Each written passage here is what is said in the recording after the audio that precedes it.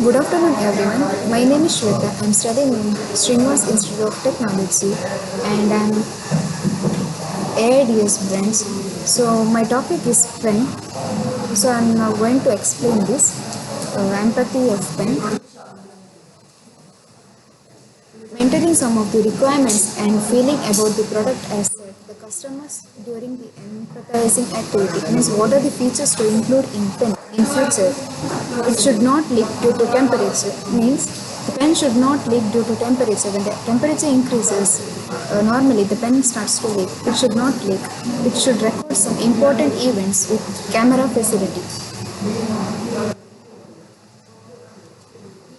Based on the empathizing stage and considering the feelings and requirements of customers, many new features are added to the existing product. Existing product name is pen and the furnished product name is graphene. So another name for pen is graphene. Some of the additional features to be added are mentioned here. Means what are the features to include in pen? So I'm identifying a pen as it should include a camera, microphone, and high quality metal and plastic.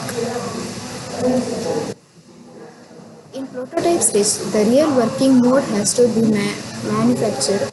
Due to time constraints, the mentor advising to draw a sketch.